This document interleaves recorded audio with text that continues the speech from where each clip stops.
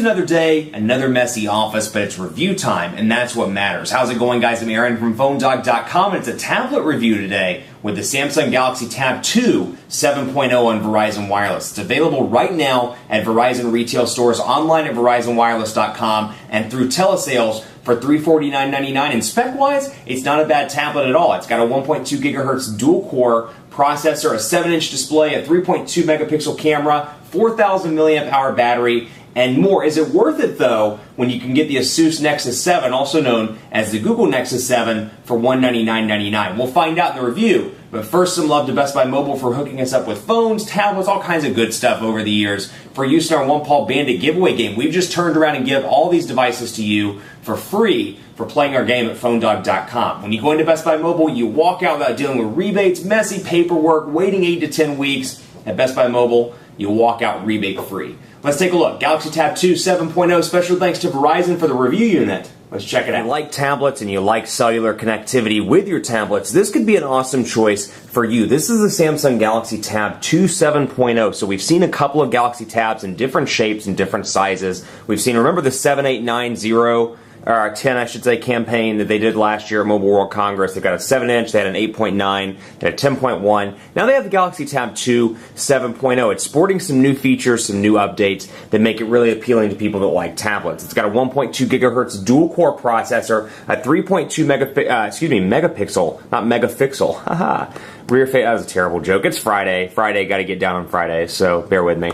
Again, that was also bad. 3.2 megapixel camera. It's got a front-facing camera, a 4,000 milliamp hour battery. It's packing Android 4.0, also known as Ice Cream Sandwich, with Samsung's TouchWiz user interface. You're going to see some customization, some changes to this as a result of it running TouchWiz, but it does have Ice Cream Sandwich out of the gate as opposed to Honeycomb or as opposed to Gingerbread or any of the older Android operating systems. It also has 8 gigabytes of internal memory with support for up to 64 gigabytes via micro SD card. It's got a multiple video file format supported in Wi-Fi connectivity as well. So in those instances where you're out of connectivity when it comes to Verizon, you'll be good to go with Wi-Fi. So this is a 4G LTE tablet, and to give you some background, Verizon's rolled out 4G LTE in over 370 cities. So if you're in a city that supports that, it's getting kind of hard to find a city that doesn't have Verizon 4G LTE. At least it's a city. I mean, we get down into like towns, and even towns are getting LTE now, and like West Virginia and Montana. So it's moving relatively quickly. So 4G connectivity, but let's just talk a little bit about the software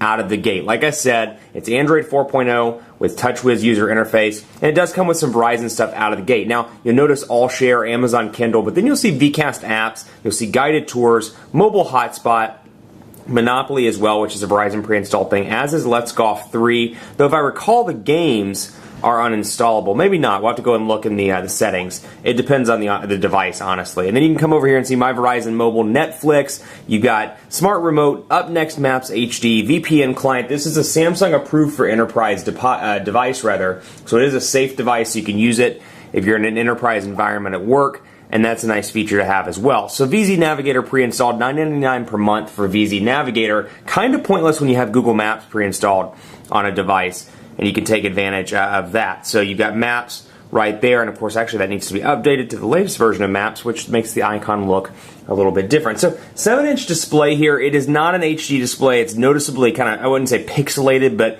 after working with HD displays on tablets and HD displays on smartphones and like tablet-y smartphones like the Galaxy Note that kind of breach that division between tablets and phones, it's really kind of frustrating to see a device like this with a screen that's less than perfect. Samsung does a great job when it comes to screens. At $350, I would expect a device like this to have a killer screen, but hey, we'll talk about that later in the video. Then you'll see the stuff I've installed as well, and from here, you can, and since you don't have an on-screen capacitive menu button, you have your menu button up top where you can edit, uninstall things, and more. Then you have widgets over here. You can access those really easily, and you'll see a lot of widgets on this device that are very similar to the widgets on the Galaxy S3. The digital clock, for example, the dual clock. You've got Google Play Books, Music, Memo, Music Player, Play Store, VZ Navigator, all kinds of different widgets you can scroll through by clicking down here, or you can do this as well, which is a cool little feature, and you can access all of your widgets at once. Now you'll notice some buttons down here. You've got Back, Home, Recent Applications, which I can access here,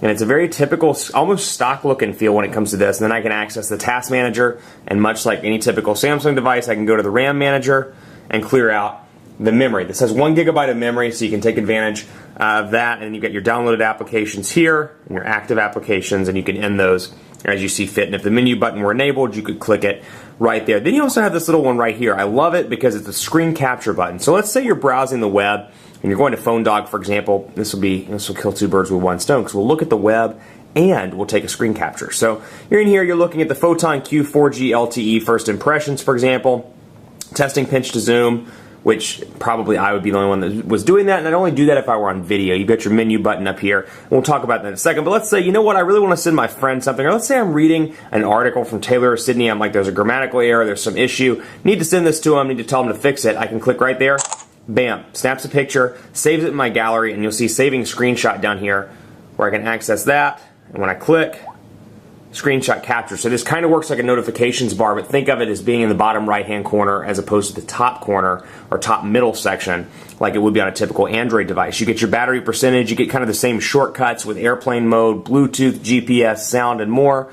A shortcut to settings, this obnoxious ongoing Wi-Fi notification that Verizon insists on putting on every single one of their devices. If you watch my Galaxy S3 review on Verizon or my Droid Incredible 4G LTE review on Verizon, it's really a frustrating kind of thing that they're doing with these devices, tablets included, where Wi-Fi, you can't remove it. It's a constantly ongoing notification, and it's just reminding you to turn on Wi-Fi. It's just really annoying. Not as annoying on this, because you don't use, or at least for me, I don't use the notifications bar as much on a tablet as I do on my smartphone. I'm constantly checking messages, checking missed calls through my notifications bar on my Android smartphone. That said, pretty frustrating. And then of course you can come in here and you can change the pen stuff around, and you can draw on this, and then email it to a colleague, a friend, whatever the case may be, and you can erase and do that kind of stuff. So back to home, we'll go back to the web and you can take a look here. Browser's very loosely, or very much based on Chrome. You got your tabs up here at the top. Portrait to landscape transition nice and fast, and Samsung's keypad, not my favorite in the world, but relatively impressive. Now tablet sizes, it depends on what you like. You may like a 7 and 8.9. Personally, I always thought the sweet spot was kind of 8.9, but the 7-inch form factor is really growing on me, because these are great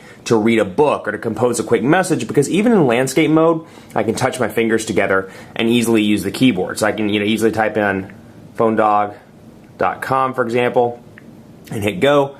But that's what the keyboard looks like, and you can use it in portrait mode as well. And honestly, at 7 inches, it's not that far off from the Samsung Galaxy Note, especially if the Note 2 has this 5.5-inch display like it's rumored to have. It's not that far off from the Note or even the rumored Note 2. So it's a decent keyboard. Not my favorite on the market by any means, but you can come in here and access Google Voice typing as well, and of course download alternatives from the Google Play Store, and you can see it's available there, or actually, take that back, it's not available in the notifications bar like it would be on a typical ice cream sandwich device or smartphone. But you can access it right over here to the left of the clock and change your keyboard as you see fit. But all in all, browser's nice and easy to use and very clean. Pinch to zoom responsiveness, nice and quick. And then, of course, you can add tabs by clicking up here and get to all your menu stuff, desktop view, all the stuff that we know and love on an ice cream sandwich smartphone by clicking the menu button over here in the top right-hand corner. Now, I've got my bookmarks, my back, my forward. It's a fully functional browser, so if that's something that appeals to you, it's a 7-inch form factor, making it pretty nice to quickly surf the web, quickly read a book,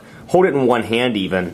This could almost, I don't want to give Samsung any ideas, but this could almost pass for a phone. Maybe not really. I mean, it's not that much. It's really not that far off the Galaxy Note. I mean, take a look at this in comparison, as a size comparison. It's really not that far away. So who knows? We might see this as a smartphone in the coming years. You never quite know. Out of the box, though, you get your power button on the right side, volume rocker. It looks like an infrared port over here. On the bottom, you get speakers and a Samsung proprietary charging port, which comes via a customized USB cable out of the box. You get 3.5mm headphone jack over here, and then you have your SIM card slot, and you have your micro SD card slot, which supports, like I said, up to a 64GB card. So it is, all in all, a pretty decent device with your Google shortcuts up here on the top, where I can access that. Unfortunately, it is not running Jelly Bean like the Asus Nexus 7, so you don't get Google Now integration or any sort of the Jelly Bean improvements, Project Butter or anything like that, and your menu button's up here in the right corner. That said, hopefully this will get Jelly Bean sooner rather than later, because you look at it with this versus a Jelly Bean based device. Yes, this has 4G LTE connectivity.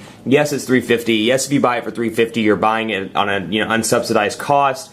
You can take it wherever you want to go. You can use 4G LTE on one of Verizon's plans, yada yada, that's all well and good, but the Asus Nexus 7 starts at $199.99 and packs some killer features including Jelly Bean, which despite the fact that it doesn't have a user interface, which might make it a little harder for some people, Jelly Bean's a pretty nice refined operating system. So again, Everything's pretty responsive on this device. The dual-core processor runs relatively well. That said, I'd love to see a little bit of a better display and perhaps a cheaper price point. Stay tuned for part 2. We'll cover speed test, quadrant standard, and more on the Samsung Galaxy Tab 2 7.0. Stay tuned.